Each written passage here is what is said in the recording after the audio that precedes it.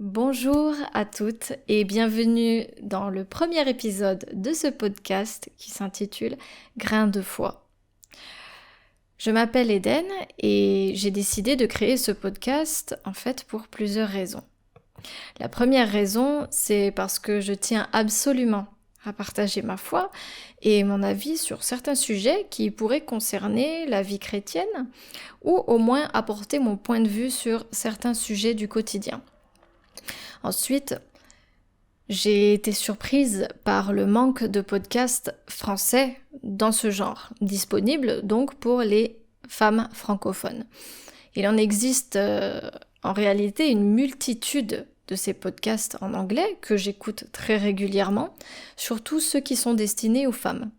J'aime tellement écouter des podcasts pendant mon ménage, ma vaisselle ou quand je m'occupe du linge, ça me tient compagnie pendant les tâches quotidiennes à la maison. Je tiens à préciser que je ne suis qu'une simple personne, ordinaire, qui souhaite partager une bonne nouvelle et un peu d'espoir.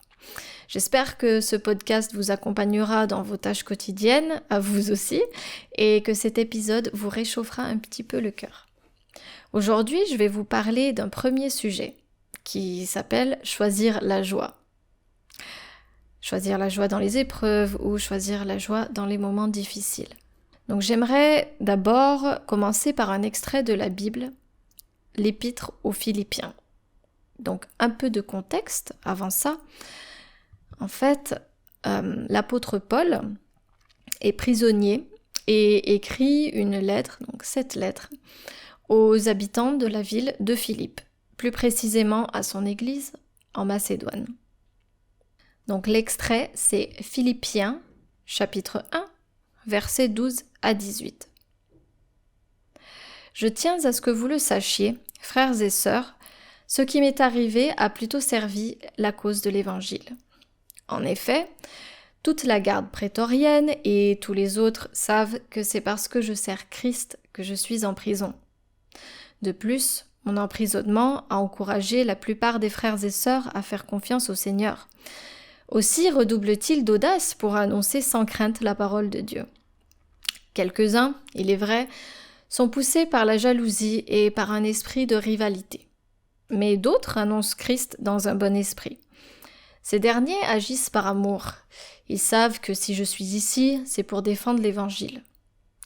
Quant aux premiers, ils annoncent Christ dans un esprit de rivalité avec des motifs qui ne sont pas innocents. Ils veulent rendre ma captivité encore plus pénible. Qu'importe, après tout. De toute façon, que ce soit avec des arrière-pensées ou en toute sincérité, Christ est annoncé et je m'en réjouis. Mieux encore, je continuerai à m'en réjouir. Fin de l'extrait. Alors ça, c'est un très bel extrait.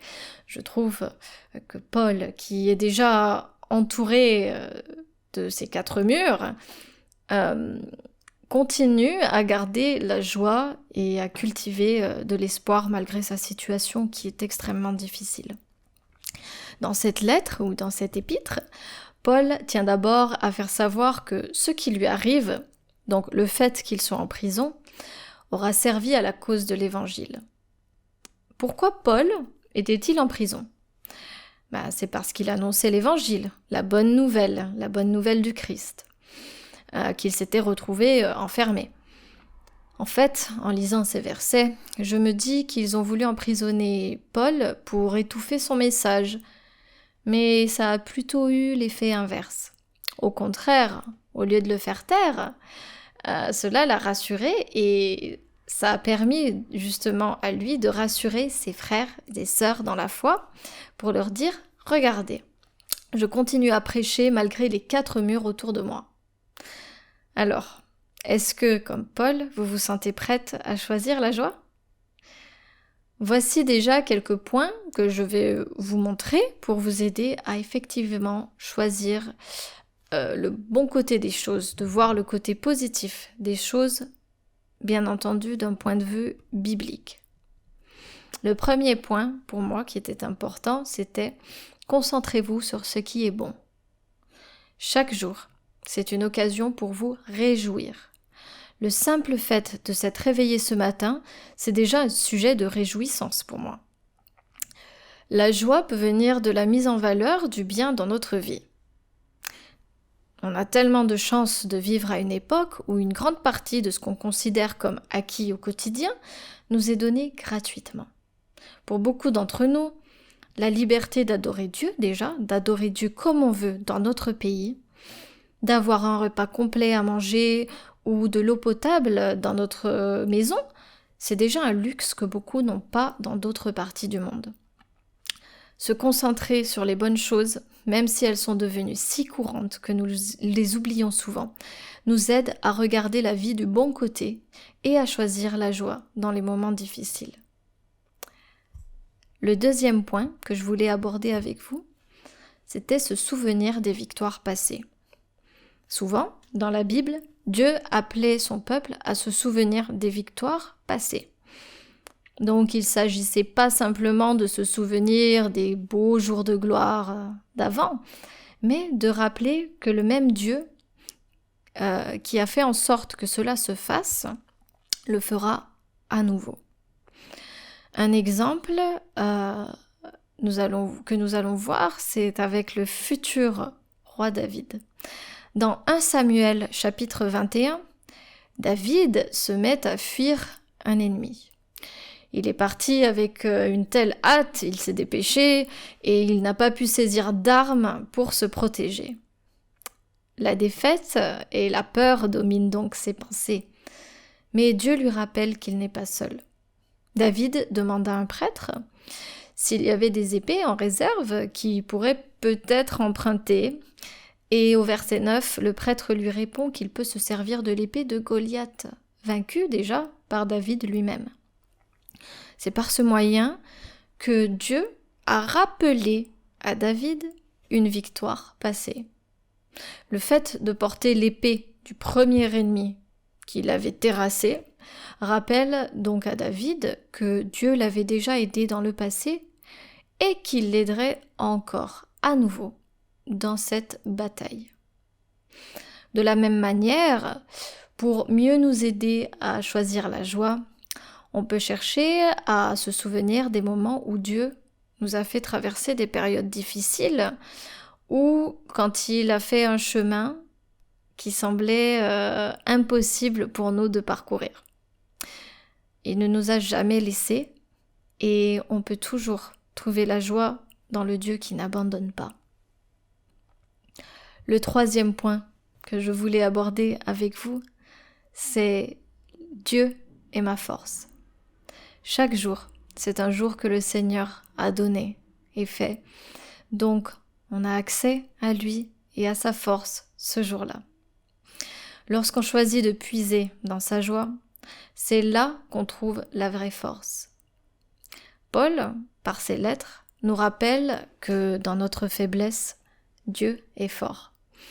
Il ne s'agit pas simplement d'un bras de fer entre nous et Dieu, mais c'est vrai que malgré notre faiblesse, malgré nos défauts et malgré notre lassitude parfois, on peut compter sur sa force. S'appuyer sur sa force, c'est profiter, se délecter de son lien avec nous. On sert un Dieu fort et puissant, et pourtant, vos problèmes sont quand même importants pour lui. Trouvez la force aujourd'hui en puisant dans sa joie à votre égard. La joie qu'il éprouve pour vous. J'aimerais conclure ce premier épisode par le fait que choisir la joie dans l'épreuve, c'est quelque chose de possible. Choisir la joie alors qu'on fait face à une épreuve, bon, c'est pas vraiment la chose la plus simple à faire, surtout quand on se demande si Dieu nous entend. Et oui, entre parenthèses, il nous entend. Les moments de souffrance, de doute et de chagrin peuvent prendre le dessus de notre humeur et ça nous fait vite oublier ce qu'est la joie. Nous sommes des êtres humains, nous ressentons les émotions, chacune à sa manière. Nous avons parfaitement le droit de pleurer, crier ou de montrer ce que l'on ressent, bon, dans la limite du raisonnable, bien sûr. C'est d'ailleurs une chose saine à faire que de montrer ses émotions. Mais en réalité, comme on vient de le voir, choisir la joie nous demande de sacrés efforts, certes. Mais au bout d'un moment, je me suis rendu compte que, en fait, quoi qu'il en soit, ma situation serait telle qu'elle est. Alors, pourquoi choisir de me morfondre? Pourquoi est-ce que je dois broyer du noir? Autant me réjouir, en fait, de ce qui se passe dans ma vie. Tant pis si c'est pas ce que je veux précisément, mais je choisis de me réjouir dans l'épreuve. J'espère que pour vous, cela vous aura un petit peu remonté le moral ou réchauffé votre cœur. Je vous remercie d'avoir écouté ce premier épisode. J'espère de tout mon cœur que ceci vous aura aidé et que chaque jour soit un jour de joie pour vous. À bientôt pour un nouvel épisode sur Grain de foi et bien évidemment, soyez bénis.